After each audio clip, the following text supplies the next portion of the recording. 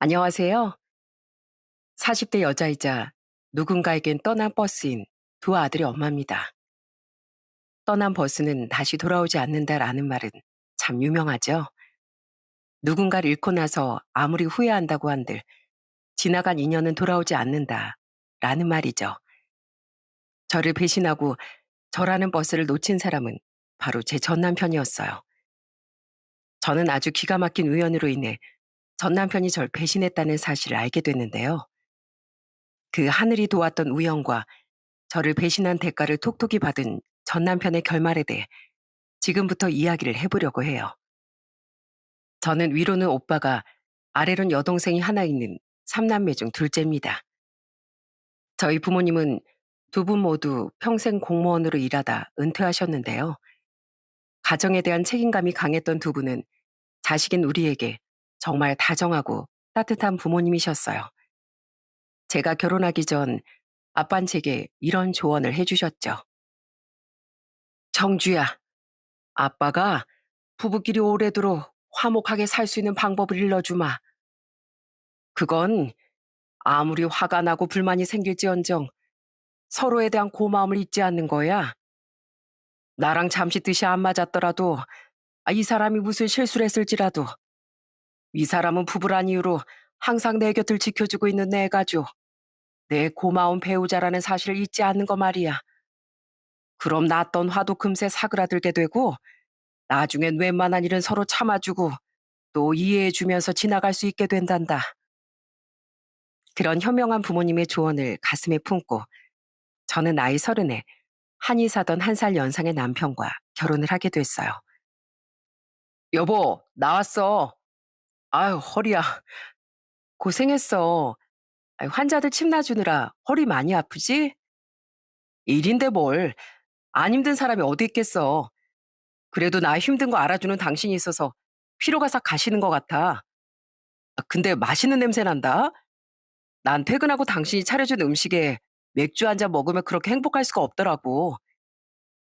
오늘 저녁은 닭볶음탕이야. 행복해 해주는 건 고맙지만 술은 조금씩만 마셔. 알았지? 몸 망가지면 행복도 같이 멀어지는 거야. 얼른 씻고 와. 밥상 마저 다 차려놓을게. 결혼 당시 남편은 한의원에서 페이닥터로 일하고 있었고 전 IT 업계 회사를 다니고 있었어요. 남편 벌이보다 좀 적었지만 저도 능력을 인정받아 벌만큼은 잘 벌고 있었죠. 그렇게 맞벌이를 했지만 웬만하면 제가 직접 저녁밥을 차렸었어요. 남편이 결혼 전에 그랬거든요. 자신은 퇴근 후에 집에서 집밥 냄새가 나는 게 결혼 생활에 대한 로망이었다고요. 이런 남편의 말에 저녁밥만은 제가 꼭 차려주려고 애썼던 거예요. 물론 밥을 다 먹으면 남편은 제가 설거지엔 손도 못 대게 했죠. 저는 결혼한 지 얼마 안 되어 임신해 연년생 두 아들을 낳았었는데요. 임신과 출산으로 인해 집에서 잠시 쉬게 됐을 땐 진짜 거의 매일 남편에게 임금님 수라상처럼 밥을 차려줬습니다. 나중에 복직한 후엔 그러지 못했지만 남편은 자신의 로망을 실현시켜준 제게 참 고마워했어요. 장인어른, 저번에 장인어른이 가르쳐 주신 바둑이요. 저 집에서 연습 좀 해왔는데 오늘 저랑 한 판 두실래요? 기특하게 연습을 했어? 좋지. 대신 난 사이라고 안 봐줘. 알지? 남편은 친정 식구들과 모이는 일을 참 즐거워했습니다. 남편은 저희 부모님도 오빠 내와 여동생도 모두 좋아했지만 특히 저희 아빠를 좋아했어요. 장인어른은 정말 다정하고 때론 친구 같은 아버지잖아. 난 장인어른하고 대화하다 보면 마음이 편안해져. 너무 엄하고 무섭기만 했던 우리 아버지랑은 정반대분이시니까. 남편의 말에 의하면 시아버진 정말 엄하게 남편과 시동생을 키우셨다더군요. 식당을 운영하기 전엔 복싱 선수 생활을 오래 하셨다던 시아버진, 말로 자식들을 타이르던 저희 부모님과 달리 두 아들이 잘못을 하면 무조건 회초리로 엄하게 다스리셨다고 하더라고요. 아버님이 좀 무뚝뚝한 편이긴 하지만 그렇게 무서우셨다니 상상이 안 돼. 나한테는 엄청 잘해주시는데. 그런 시아버진 제게만은 한없이 다정한 분이 되셨습니다. 남편과 시동생이 입을 떡 벌리고 놀랄 정도로요. 물론 무뚝뚝한 분이라 말씀 많이 없으셨지만 절 예뻐하는 시아버지의 마음은 아주 잘 느껴졌었죠. 애미야, 이거 시장 갔다 본 건데 목도리가 색도 예쁘고 참 따뜻해 보이더구나. 요즘 날도 추운데 너 자꾸 보기 휑해 보이는 옷만 입는 게 마음에 걸려서 내가 하나 샀어. 여자라 분홍색 좋아할 것 같아 분홍색으로 샀다. 감기 걸리지 않게 조심하렴. 아버님, 감동이에요. 저희 아빠한테도 저 목도리는 선물 받은 적도 없었는데 진짜 감사히 하고 다닐게요. 그 시장표라고 너무 싸구려나 아니야? 혹시나 해서 하는 말이야. 저 시장표 좋아해요. 그리고 시장표면 어떻고 백화점표면 어때요? 아버님이 이렇게 저 생각해서 사다 주신 그 감사한 마음이 중요한 거죠. 아버지, 아버지 저런 여자 목도리도 아버지 손으로 살 줄 아는 분이었어요? 우리 옷은 한 번도 사다 주신 적 없으면서 서운해요. 아니 남자 녀석이 강해져야지. 아, 무슨 목도리야? 난 임마 젊을 땐 한겨울에도 반팔 반바지 입고 돌아다녔어. 그리고 네가 애밀 잘 못 챙겨주니까 내가 목도리까지 사다 주게 되는 거 아니야? 남편 노릇 똑바로 하고 살아. 시아버지는 쑥스러운지 제 눈은 쳐다보지도 못하시면서 제게 목도리나 티셔츠, 작은 액세서리들을 한 번씩 사다 주곤 하셨어요.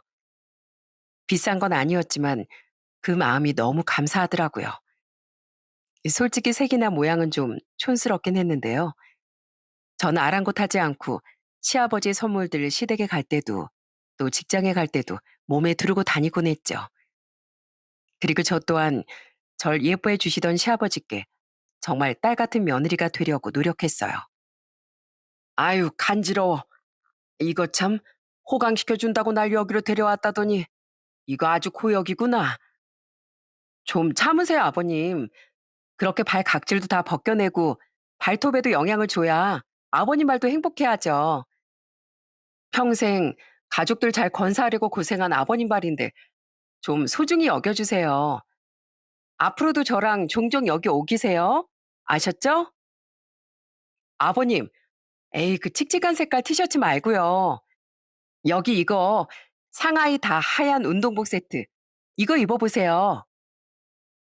그런 건 요즘 젊은 애들이나 입는 거 아니냐? 아이, 모르는 말씀 마세요. 진짜 멋쟁이 중년 아저씨들이 옷도 더 잘 소화하는 법이에요. 아버님은 키도 크시고 배도 많이 안 나오셔서 입으면 완전 모델 같아 보일걸요? 시아버지와 더 가깝고 친해지고 싶었던 전 가끔 저희 아빠와 했던 데이트를 떠올리며 시아버지를 이곳저곳 모시고 다녔습니다. 시아버지와는 전혀 인연이 없던 네일숍에 가서 발 관리도 시켜드리고 또 함께 쇼핑을 다니며 세련된 옷을 선물해드리기도 했죠. 시아버진 낯설고 부끄러워하시면서도 또 내심 싫진 않으신 것 같더라고요.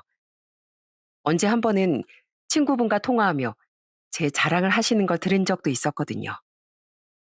야, 너 그 네일숍? 네일숍이라는 데 가봤냐? 촌스럽긴 네일숍이라고 손톱만 해주는 데인 줄 알아?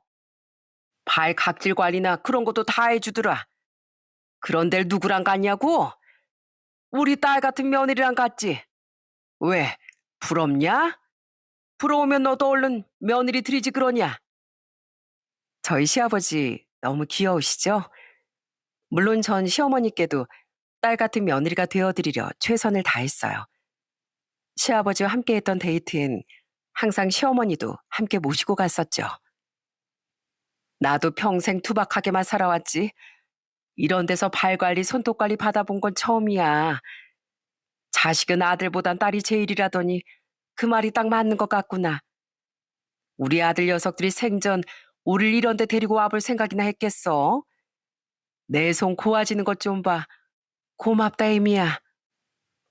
어머, 여보, 당신 그렇게 입으니까 진짜 10년은 젊어 보여요. 앞으로 우리 옷은 꼭 우리 며느리랑 같이 사러 다닙시다. 우리끼린 괜히 이런 젊은 사람들 오는 매장 오면 위축되는데 애미랑 같이 오니까 하나도 그런 게 없네요. 어머님, 어머님도 충분히 젊어 보이시는데 왜 위축되세요? 앞으로 저만 믿으세요. 제가 평생 두 분의 쇼핑 메이트가 되어 드릴게요. 메이트? 그러니까 쇼핑 친구요. 이제 어머님 옷 보러 갈까요? 그리고 어머님, 우리 다음엔 아버님 빼고 우리 둘이서만 여자들끼리 데이트해요. 찜질방 같은 데도 가고요. 아버님은 서운하시겠지만 가끔은 여자들끼리 수다 떨 시간도 필요하잖아요. 아유, 너무 좋다, 얘. 시어머니는 참 소녀 같은 분이었는데요. 아무래도 무뚝뚝한 아들 둘에 시아버진 더욱 무뚝뚝하셨다 보니 많이 외로우셨던 모양이더라고요. 결혼 전 처음 시댁에 인사드리러 갔을 때부터 이젠 나도 수다 떨 친구가 생겼다며 얼마나 좋아하셨는지 모릅니다. 그렇게 절 예뻐해 주시니 저도 더욱 신이 나서 저는 시어머니와 찜질방도 가고 그 어렵다는 목욕탕에서 서로 등도 밀어주는 등 살가운 며느리이자 딸이 되려고 노력했던 거예요. 남편도 타지에 나가 살던 시동생도 그런 제게 많이 고마워했고요. 그렇게 행복하게 살던 와중 갑자기 저희 집에 날벼락이 떨어지더군요. 저희 큰아들이 4살이던 어느 날 남편은 대역 죄인이라도 된 표정으로 울먹이며 충격적인 고백을 했어요. 여보, 미안해. 내가 진짜 어떻게든 원금이라도 회수해 보려고 했는데 그러질 못했어. 내가 정말 죽을 죄를 지었어. 이게 무슨 소린가 싶더라고요. 들어보니 남편은 그동안 저 몰래 거액의 주식 투자를 했었다더군요. 이건 정말 확실한 정보라는 지인의 말을 듣고 남편은 저와 상의도 없이 거액을 투자했다고 하더라고요. 재테크 문제에 많이 신중하고 까다로웠던 제게 말을 했다간 좋은 기회를 놓칠 것 같아 우선 질러버렸다던 남편의 말에 관자놀이가 지끈거렸죠. 나 한의원 개원하고 싶어 했잖아. 근데 기왕 하는 거 강남 이런 데로 건물도 막 2, 3층 이런 데다 오픈하면 좋을 것 같아서 욕심을 부렸어. 헛된 기대에 부풀어서 내가 미처 현실을 제대로 못 봤어. 정말 미안해, 여보. 나 정말 2번 다신 주식에 손 안 댈게. 진짜야. 아무리 욕심이 앞섰어도 그렇지. 이런 중요한 일 어떻게 아무런 상의도 없이. 어떻게 그렇게 생각이 없어. 이런 큰 문제를 멋대로 저지른 당신을 내가 앞으로는 어떻게 믿고 살겠어? 여보, 설마 이혼 생각하는 건 아니지? 내가 진짜 잘못했어. 정말 2번 다시는 안 그럴게. 전 재산이나 재산의 절반 같은 정도는 아니었지만 그래도 남편이 날린 돈이 정말 한두 푼이 아니었기에 그때 정말 저도 크게 화를 냈던 것 같아요. 정말 이혼안에 만에 소리까지 나올 정도로요. 돈도 돈이지만 이건 신뢰가 깨진 문제라고 생각했으니까요. 그래도 결국 전 남편을 한번 용서해 주기로 했습니다. 저희 부모님의 말씀이 떠올랐거든요.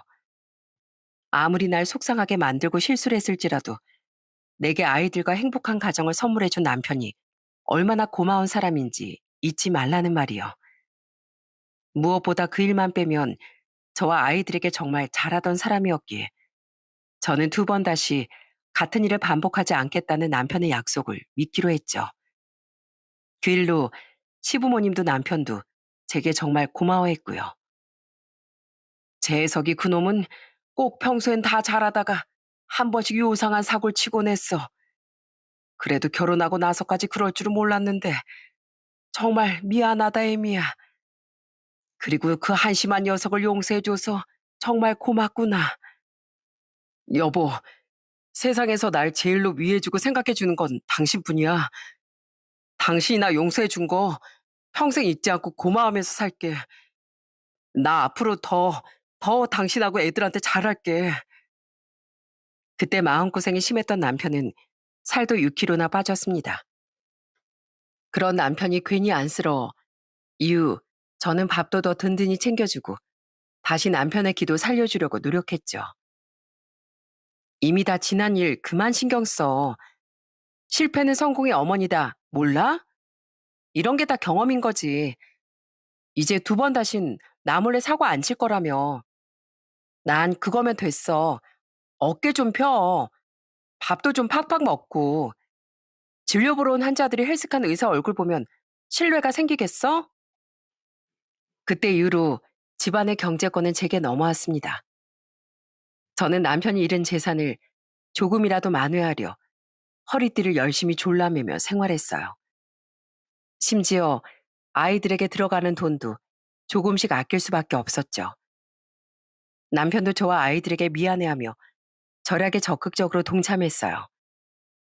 그 결과 그때로부터 3년 뒤 남편은 드디어 자신의 한의원을 개원할 수 있었습니다. 비록 자신이 욕심냈던 것과 같이 강남의 몇 층짜리 건물에 개원하지 못했지만 그래도 제법 괜찮은 주택가 인근에 한 층짜리 한의원을 개원할 수 있었죠. 이렇게 빨리 개원할 수 있게 될 줄 몰랐어. 물론 대출을 끼긴 했지만 이건 다 당신 덕분이야. 당신의 생활력, 그리고 날 용서해준 당신의 대인배 덕분에 내가 이렇게 빨리 개원이까지 될 수 있었던 거야. 정말 고마워, 여보. 당신도 같이 고생해서 벌고 모은 건데 뭘.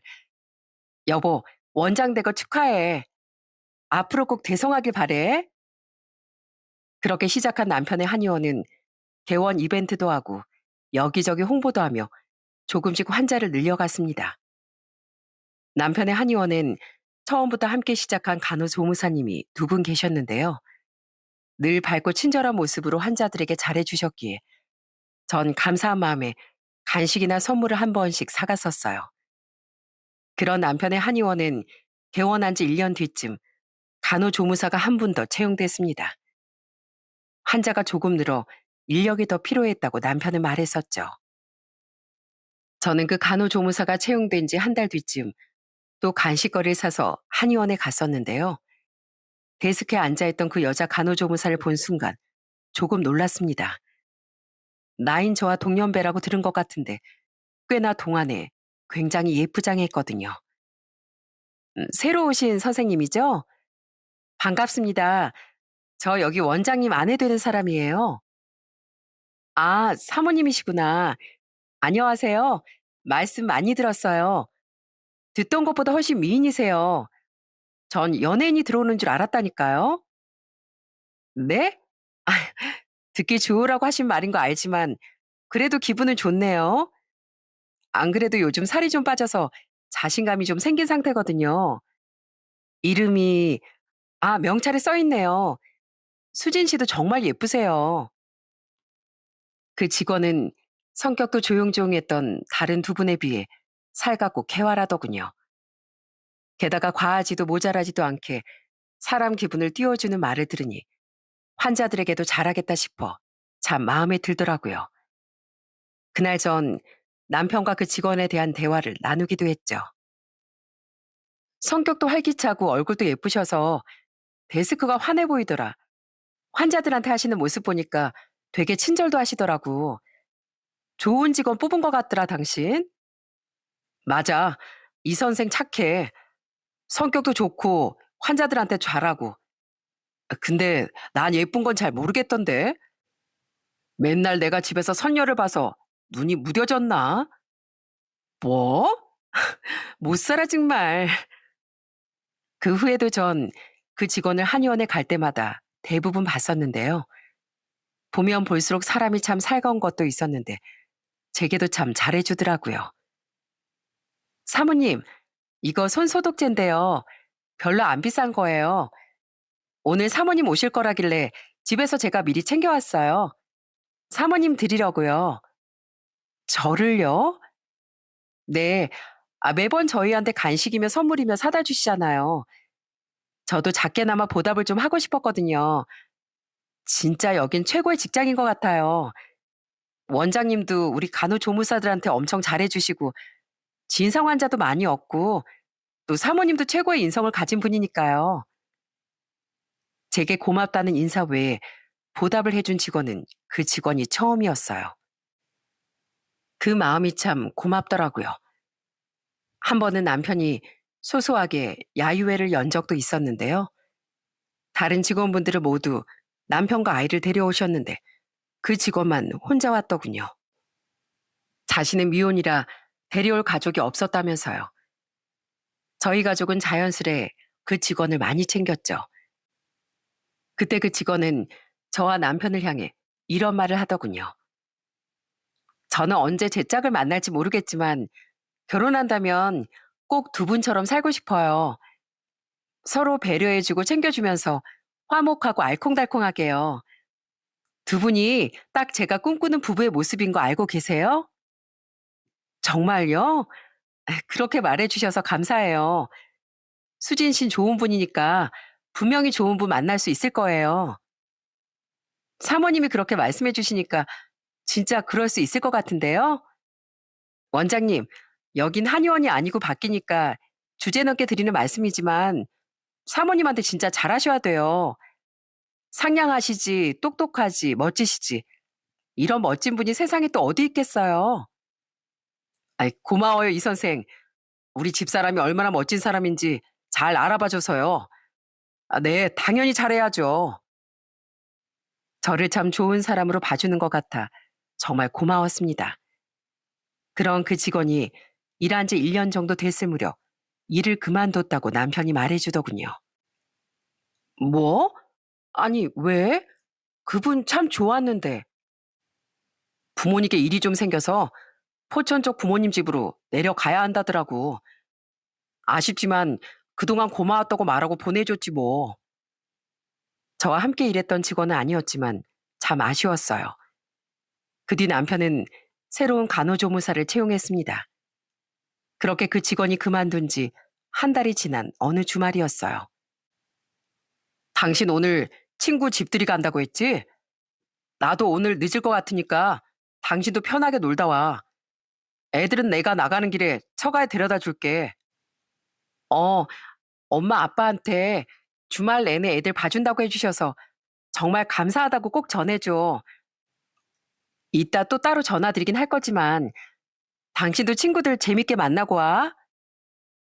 저와 남편은 그날 애들을 친정 부모님께 맡기고 각각 외출을 했습니다.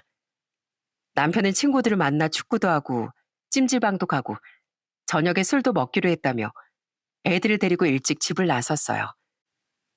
술 마시는데 차를 왜 가져가냐고 물으니 대리 부르면 된다고 하더라고요. 그런 남편에 이어 저도 낮 시간쯤 제 차를 끌고 밖으로 나왔죠. 그날 전 친구의 집들이 초대받았었거든요. 정주야, 아, 여기야, 여기. 아유, 집들이 초대해놓고 마트로 불러서 미안해. 생각해보니까 내가 술을 안 사왔지 뭐니. 그날은 집주인 친구를 포함해 저까지 4명이서 모이는 날이었는데요. 함께 마실 술을 사러 나왔다는 친구의 전화에 저는 마트로 친구를 태우러 갔습니다. 어차피 친구 집으로 가는 길이었거든요. 그날 우린 오랜만에 뭉치는 만큼 늦은 저녁까지 술을 먹고 한숨 잔 뒤 다음날 아침에 흩어지기로 했었어요. 그래서 친구가 술을 많이 살 것 같아 도우러 갔던 거죠. 그 친구로 말할 것 같으면 함께 중고등학교를 나왔던 절친한 친구였는데요. 일본 남자 결혼하며 그 친구는 일본으로 이민을 갔었습니다. 그래서 제 결혼식에도 일정이 맞지 않아 오지 못했었어요. 미안해, 정주야. 아니야. 사정이 안 되면 못 올 수도 있지. 축의금도 안 보내줘도 되는데 정말 고마워. 그래서 제게 따로 축의금만 보내줬었는데 그것만으로도 참 고마웠죠. 그런 그 친구는 그 일본인 남편의 바람으로 인해 결혼 생활이 끝나고 말았다더군요. 그렇게 이혼한 친구는 한국으로 돌아와 혼자 살 작은 아파트를 구하고 직장 생활도 시작했던 거예요. 나 이제 솔로 됐어. 에휴, 놔두고 바람피운 그딴 놈 때문에 인생을 우울하게 만들 소냐. 절대 안 되지. 내 인생은 지금부터야. 다들 가정이 있어서 힘들겠지만 그래도 우리 시간 맞춰서 한번 모이자. 오랜만에 추억 얘기도 잔뜩 하고 나 위로도 해줘. 그런 친구를 위로하고 앞날을 응원하기 위해 오랜만에 동창 친구들끼리 모이기로 한 날이 바로 그 집들이 날이었습니다. 친구가 한국에 들어온 지는 2달 정도 됐었는데요. 그 친구가 경황이 너무 없었기에 그렇게 뒤늦게 모두 모이게 된 거죠. 운전하며 가까운 친구의 집으로 향하는 내내 전 친구의 하소연을 하나 듣게 됐어요. 바로 층간소음 문제로 친구에게 엄청난 스트레스를 준다는 윗집 여자 이야기였죠. 진짜 매너라곤 지 눈물만큼도 없는 여자야. 생긴 건 예쁘장한데 하는 짓이 더럽고 못돼 처먹었다니까. 맨날 집에서 발 쿵쿵대고 화장실에서 막 노래 부르고. 찾아가 봤어? 당연하지. 경비실 통해서 민원도 넣어보고 직접 찾아도 가봤어. 처음엔 물론 나도 좋게 부탁했거든. 그랬더니 뭐라는지 아니? 어쩌라고요? 내 집에서 내 마음대로 있지도 못해요? 별꼴이야 진짜. 이러더라고. 진짜 머리가 어떻게 된 여자인 줄. 그 뒤로 이 고작 2달 동안 그 집에 대체 몇 번이나 찾아갔는지 몰라. 저번엔 진짜 쌍욕까지 하면서 막 싸우기까지 했다니까. 경찰도 불러봤는데 뭐 해줄 수 있는 도리가 없대.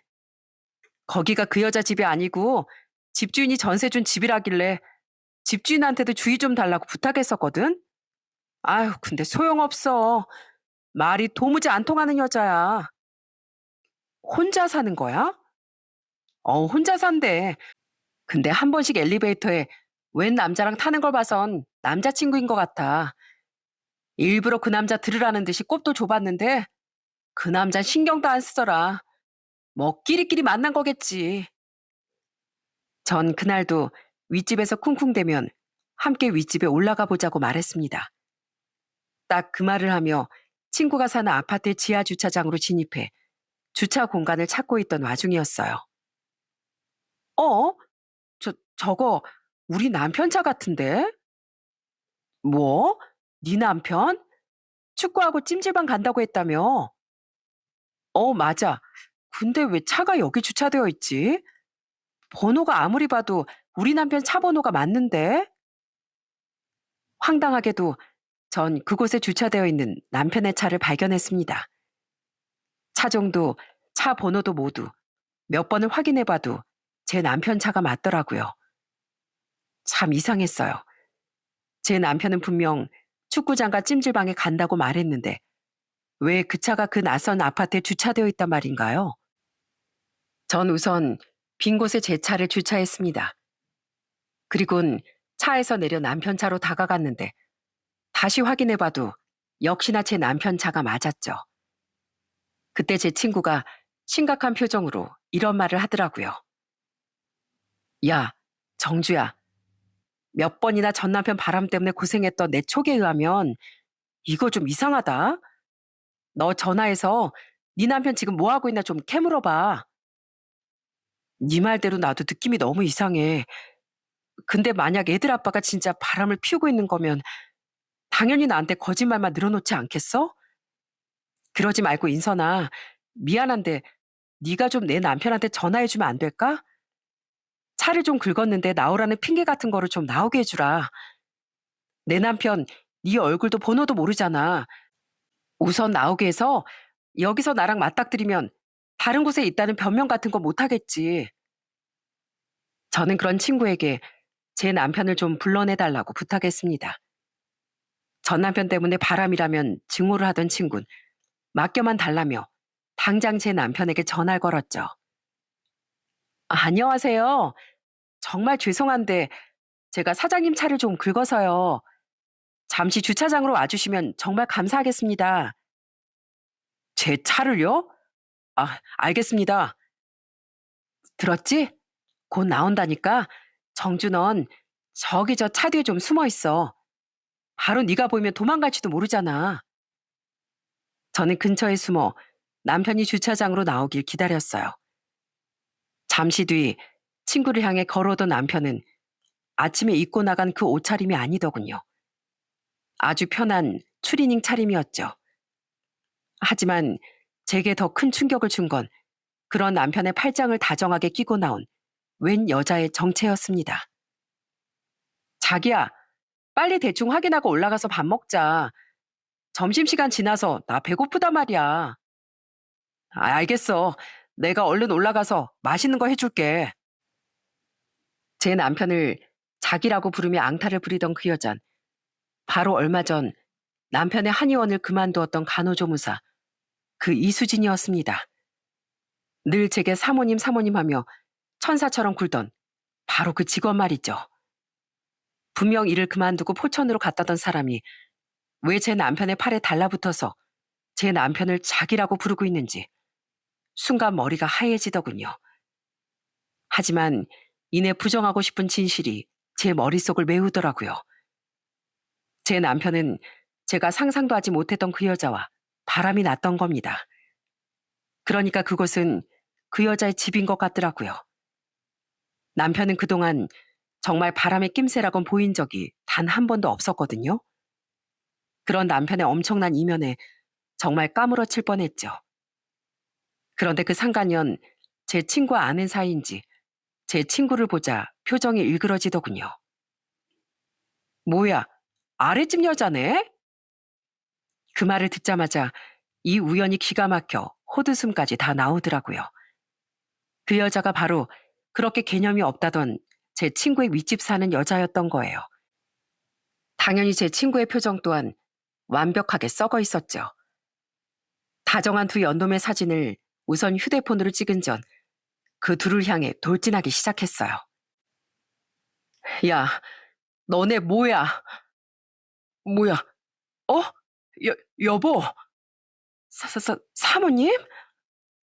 그들은 빽소리를 지른 절 보자마자 경악을 하더군요. 그 옆에 서 있던 제 친구는 잔뜩 흥분한 표정으로 소리쳤어요. 정주야, 이 남자가 네 남편이었어? 이 남자야. 여기 윗집 여자 집에 들락거렸다는 이 여자 남자친구. 야, 이 싹수 노란 기집애야. 내 친구 남편을 꼬여낸 여자가 너였냐? 정주야, 이 여자 뭐야? 어떻게 아는 사이야? 내 남편 한의원에서 간호조무사로 일하던 여자야. 얼마 전에 그만둔. 당신, 여기가 포천이야? 저 여자 부모님 있는 포천으로 내려가서 일 그만둔 거라며. 근데 여기가 포천이냐고? 아니면 여기가 축구장이야? 찜질방이야? 저 여자가 당신 친구야? 당신 대체 왜 여기서 저 여자 손을 잡고 있어? 어? 평소에 저 여자 집은 대체 왜 드나들었는데? 아니, 여보. 그게 당신이야말로 여긴 어떻게. 여기가 내가 집들이 온다던 친구 집이었거든. 와, 세상에 무슨 이런 운명의 장난이 다 있냐? 당신이 바람 피우는 걸 어떻게 딱 이렇게 잡아낼 수가 있지? 이미 다 걸린 거 왜 대답을 못해? 어? 당신 저 여자랑 바람 난 거지? 그런 거지? 그게 미안해 여보. 정말 미안해. 남편은 제 말에 단 한 번의 부정조차 않고 순순히 바람을 인정하더군요. 아니다 오해다 이런 말도 없이 고개를 푹 숙인 채 인정을 하더라고요. 저는 너무 큰 배신감에 남편의 옷깃을 붙들고 마구 흔들었습니다. 미안해? 변명조차 안 하고 바로 그렇게 인정한다고? 당신 어떻게 나한테 이럴 수가 있어? 평생 나한테 더 잘하고 살겠다며? 나한테 너무 고맙다며? 나밖에 없다며? 근데 어떻게 나한테 이럴 수가 있어? 어떻게 나한테 이런 모멸감을 줄 수가 있냐고. 미안해. 나도 내 마음 다잡아보려고 노력했는데 도저히 마음이 멈춰지지가 않았어. 내가 당신을 정말 많이 좋아했던 건 맞아. 맞는데 언제부턴가 당신에게 도저히 설레지지가 않더라고. 그래도 정도 사랑이라고 믿고 살았는데 수진이가 나타난 그 순간부터 그게 아니라는 걸 깨달았어. 나도 머리로는 아니라는 거 알고 있었는데 이젠 이 마음이 커서 어떻게 주체를 못하겠더라고. 사모님, 저희 정말 사랑하는 사이예요. 저희 만난 지 벌써 9달이 다 됐어요. 저 정말 이제 이 사람 없으면 안 될 것 같아요. 근데 한의원에서 사모님 얼굴을 계속 보니까 제 마음이 너무 불편하더라고요. 그래서 저 한의원 그만두고 집에서 좀 쉬고 있었던 거예요. 저 그 정도의 최소한의 양심은 있는 사람인데 그 양심마저 버리고 싶을 정도로 이 사람을 너무 좋아해요. 아주 세기의 사랑 납시였네, 둘 다. 그래서 뭐 어쩌라고? 그러니까 기왕 이렇게 된 거 이 남자 저한테 주고 사모님은 물러나 주시면 안 될까요? 이미 떠난 마음 붙잡아 보려고 용 쓰는 거 진짜 초한 짓이잖아요. 미안해, 여보. 근데 나도 이젠 이 사람 없으면 못 살 것 같아. 이렇게 걸려서 당신 상처 준 거 미안하지만 그냥 나랑 이혼해 주면 안 될까? 어? 이혼? 나한테 상처란 상처는 다 주고 당신은 당신 행복 다 찾아가겠다고? 어떻게 당신이 나한테 이래? 어떻게 이러냐고. 뻔뻔하게도 남편과 상간녀는 제게 사랑을 운운하며 이혼을 요구하더군요. 너무 분통이 터졌던 전 결국 남편의 뺨을 세차게 후려쳤습니다. 그러자 상간녀는 뻔뻔하게도 어디다 손을 대냐며 제 머리 끄댕이를 잡더군요. 그리고 그런 상간녀의 머리채를 이번엔 제 친구가 휘어잡고 마구 흔들더라고요. 이게 더러운 상간녀 주제에 감히 내 친구한테 손을 대? 당장 그거 안 놔?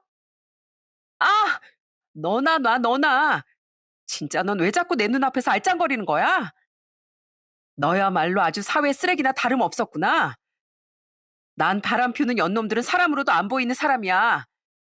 너 아주 잘 걸렸다. 안 그래도 내가 두 눈 딱 감고 너 아주 작사를 내주고 싶었는데 오늘 날 한번 잡아보자. 어?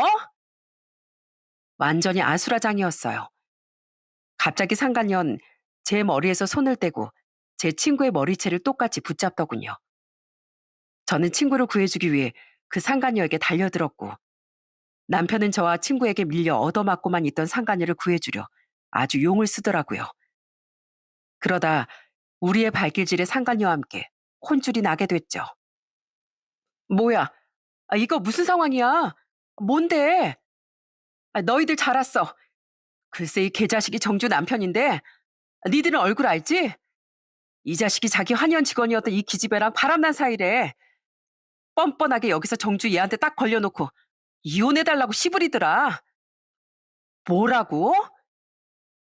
그 와중에 한 차를 타고 다른 친구 둘이 주차장에 도착했더군요. 그리고 대충 자초지종을 들은 친구들 또한 눈이 뒤집혀져서 그 두 연놈을 신나게 혼쭐 내주더라고요. 그런 우리를 목격한 아파트 주민 중 누군가 신고를 했기에 우리 모두 경찰서로 가게 됐고요. 하지만 남편과 상간녀는 우릴 고소하지 않았어요. 상간녀는 옆에서 대체 왜 고소하지 말자는 건데 나 지금 완전 엉망진창된 거 안 보여? 자기 지금 그래도 마누라라고 편드는 거야? 하고 말했었는데요. 남편은 조용히 이렇게 속삭이더라고요. 그게 아니고 우리가 고소하면 우리 집사람이 나랑 이혼을 해주겠어? 미래를 보자고 미래를. 하지만 그건 제 귀에도 고스란히 들어오고 말았죠. 그래도 저 때문에 친구들에게 피해가 가진 않을까 많이 걱정했는데 다행이라고 생각했습니다. 그날 전 친구들에게 사과한 후 집들이에 참석하지 않았습니다. 그날 저보다 늦게 집으로 돌아온 남편은 병원에 다녀온 건지 이곳저곳 치료받은 흔적이 보이더군요. 그리고는 절 보자마자 고개를 들지도 못하고 또 이혼 얘기를 꺼내기 시작하더군요. 여보, 당신이 나한테 저주를 퍼붓는다고 해도 변명할 자격이 조금도 없는 거 잘 알아. 그래도 나도 이만큼 다쳤고 수진이도 지금 병원에 입원까지 할 만큼 많이 다쳤어. 이걸로 조금이나마 화를 좀 풀어주면 안 될까? 화 풀고 이성적으로 조금만 생각을 좀 해줘. 무슨 생각?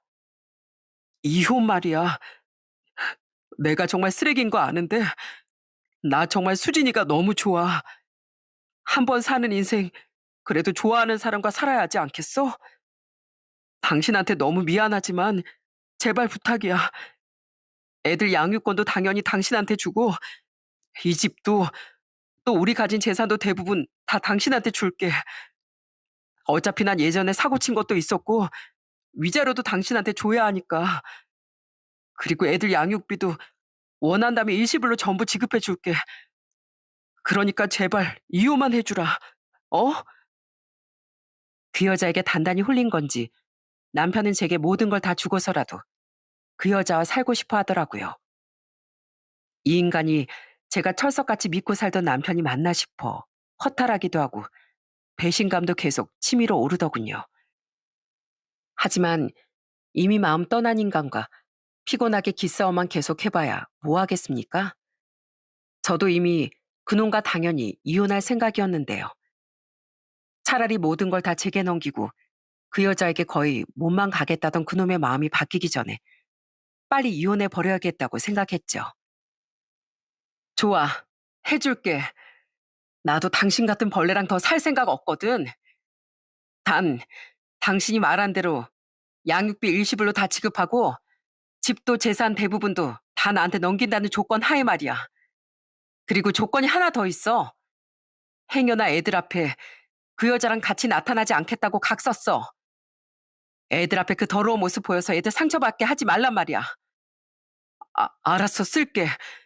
나도 양심 있는데 어떻게 이혼하고 애들까지 보고 살 생각을 하겠어? 진짜 대단한 사랑이다. 어?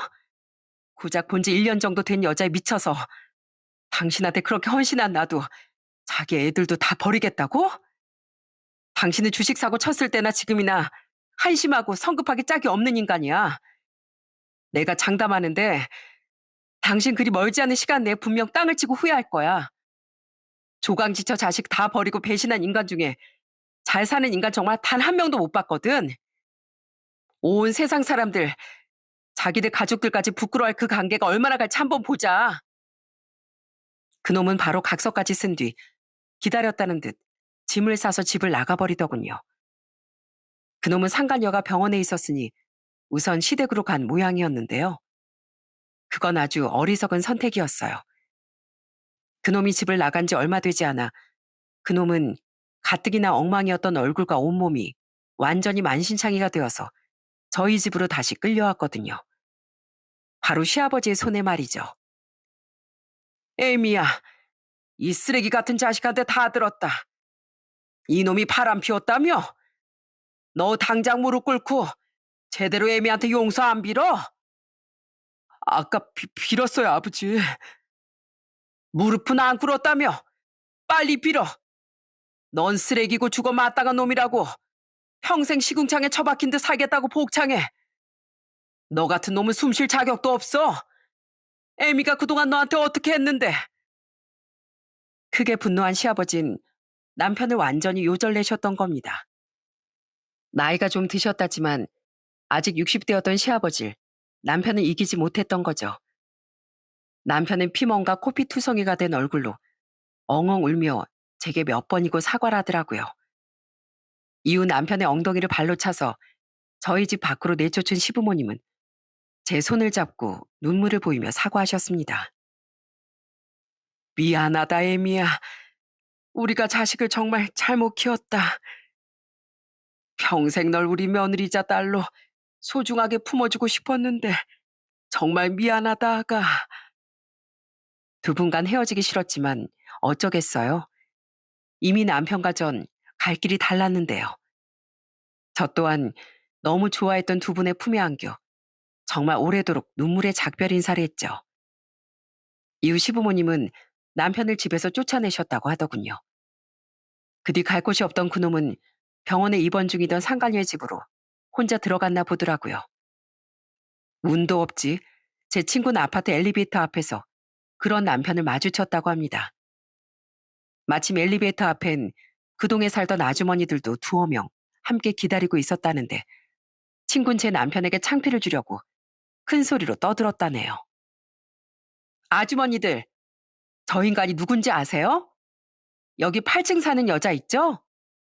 저랑 층간소음 때문에 진짜 원수처럼 지내던 여잔데 글쎄 가정을 두고 그 여자랑 바람 피운 놈이에요.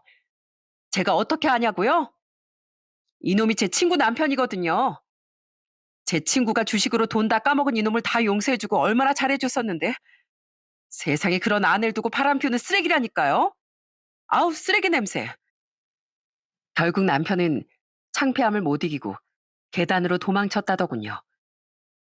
그 뒤로 두 번 정도 친구는 남편을 더 마주쳤는데 그때마다 아주 개망신을 줬다고 했죠. 그로부터 얼마 뒤 남편과 상간녀는 도망치듯 급하게 이사를 갔다고 합니다. 친구가 상간녀는 마주친 적이 없다고 말한 걸로 봐선 추측이지만 아직 상간녀가 태어나기 전이었던 것 같네요. 그들은 제 친구 보기도 껄끄럽고 계속 그 아파트에 살다간 망신살이 제대로 뻗칠 거라고 생각해 급히 떠난 것 같더라고요. 그렇게 온갖 지저분한 과정을 거쳐 우린 법적으로 확실하게 이혼했습니다. 전 상간녀에게도 상간녀 소송을 걸어 돈을 받아냈죠. 다만 전 남편의 한이 엄마는 딱히 건들지 않았어요. 애들 아빠이기도 하고 또 시부모님을 봐서 말이죠. 어차피 그놈은 제게 거의 맨몸으로 쫓겨났으니 그 정도로 충분하다고 생각했으니까요. 에휴, 세상에 믿을 인간 정말 하나도 없구나. 어떻게 윤서방 그 자식이 널... 너무 속상해 마세요, 엄마 아빠. 저도 너무 충격이 컸지만 계속 망연자실해봐야 뭐 하겠어요. 그냥 저라는 여자를 놓친 그 인간 인생이 딱하다. 이렇게 생각하려고요. 어떻게 생각하면 하늘이 절 도운 거니까 전 운 좋았다고 생각해요. 저희 가족도 모두 충격이 이만저만이 아니었는데요. 저는 그런 가족들에게 의연한 모습을 보이려고 노력했습니다. 그딴 가치 없는 인간 때문에 저희 가족에게 더는 걱정 끼치고 싶지 않았거든요. 들리는 얘기론 그들은 시댁 식구들의 강력한 반대에도 불구하고 기어코 살림을 합쳤다고 하더군요. 전 남편은 시댁 식구들에게 인연이 뚝 끊겼다고 했죠. 그 얘기를 들은 뒤론 두 연놈이 잘 살거나 말거나 신경을 아예 껐습니다. 그리고 물불 안 가리고 절 위에 뛰어들어준 친구들에게 그 뒤로 술도 몇 번이고 사고 늘 고마워하며 우정을 잘 유지하고 살고 있었어요. 그렇게 지금은 3년 정도의 시간이 지났는데요. 전 얼마 전 모르는 번호로 전 남편에게서 전화를 한 통 받았습니다. 번호가 바뀐 김에 제게 연락해 봤다던 그놈은 술을 마셨는지 혀가 꼬인 말투로 푸념을 하더라고요. 여보, 잘 지냈어? 나 이수진 그 여자랑 혼인신고는 안 하고 같이 살고 있었는데 결국 몇 달 전에 갈라섰어.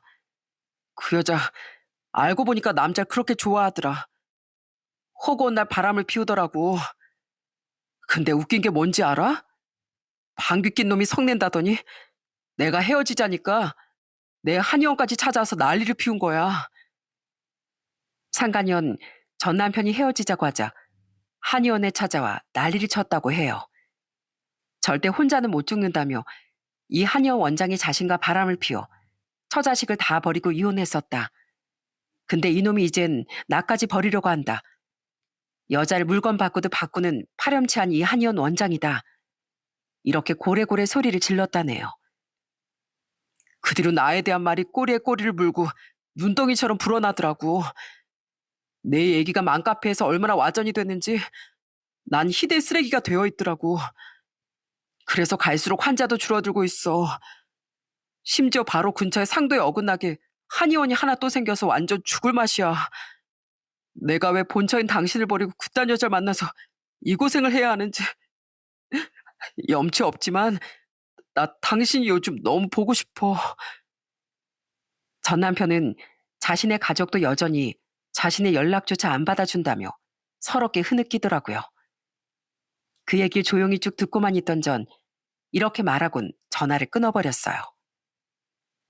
내가 당신 푸념을 다 들어준 건 미련이 있어서가 아니라 당신이 얼마나 인과응보를 받았는지 궁금해서서야. 전에 내가 말했지? 당신 분명 얼마 안 가서 땅을 치고 후회할 거라고. 내 말대로 됐네. 이미 버스는 떠났고 난 당신한테 기회 줄 생각 전혀 없어. 그러니까 미안하다, 돌아와달라. 이따 말 할 거라면 꿈깨. 그리고 나한테 두 번 다시 연락하지 마. 나도 애들도 당신 잊고 산지 오래니까. 이렇게 저와 애들까지 버렸던 전 남편은 나락의 길을 걷게 됐습니다. 반면 전 지금 정말 잘 살고 있어요. 작년에 회사에서 승진도 했고요. 연봉도 많이 올랐답니다. 전 남편에게 이혼할 때 받은 것도 두둑했기에 혼자 애 둘 키우고 사는 데는 별 문제도 없고요. 감사하게도 저희 애들은 해가 갈수록 엄마를 끔찍하게 생각해주는 효자들로 자라주고 있죠. 갑자기 아빠라는 자리가 비어버려 애들이 상처받진 않을까 걱정했는데요. 다행히 저희 오빠 아빠가 자주 저희 집에 들러 애들을 챙겨준 덕에 아이들은 밝게 자라주고 있어요. 얼마 전엔 오빠네 아직 미혼인 저희 여동생, 그리고 부모님까지 다 같이 가족여행을 간 적이 있었는데요. 애들과 부모님이 먼저 잠든 뒤 오빠 네와 동생, 그리고 전 함께 맥주를 마셨어요. 그때 오빤 이런 말을 제게 해주더라고요. 윤재석 그 자식 진짜 멍청한 놈이야. 어차피 얼마 가지도 못하고 땅을 치고 후회할 거면서 왜 그런 한심한 짓을 저질렀는지 원. 너희 애들이 그런 한심함은 제발 안 닮아야 할 텐데. 정주야, 앞으로 그놈한테 연락 와도 절대 받아주지 말고 그놈이 어떻게 사는지 아예 신경을 꺼버려. 처음부터 네 인생엔 없는 놈이었다 생각하고 애들 잘 키우면서 멋지게 사는 게 진짜 복수야. 알지? 그런 오빠의 말처럼 전 앞으로도 전 남편 같은 인간 따윈 잊고 보란 듯이 행복하게 살아갈 생각입니다. 항상 자신의 곁을 지켜준 가족의 소중함을 잊고 사랑 타령이나 하며 저와 애들을 배신했던 인간을 떠올리는 시간은 1분 1초도 아까우니까요. 여러분, 익숙함에 속아 소중함을 잃지 말자라는 말 아시죠? 때론 내 곁에 있는 가족이, 내 가정이 권태롭거나 지겹게 느껴질 수도 있다고 생각해요. 하지만 그 익숙한 권태로움은 사실은 세상 그 무엇과도 바꿀 수 없는 소중한 존재임을 꼭 항상 기억하셨으면 합니다. 누군가가 익숙해서 때로는 지겨울 만큼 내 곁에 오래 머무르고 있다는 건 세상에서 가장 큰 기적이자 감사한 일이니까요. 그 사실을 잊고 뒤늦게 후회한다고 한들 한 번 떠나간 기적은 돌아오기 쉽지 않은 법임을 사연을 마치기 전에 꼭 말씀드리고 싶네요. 그럼 전 여기서 이만 사연을 마치겠습니다. 끝까지 들어주셔서 감사합니다.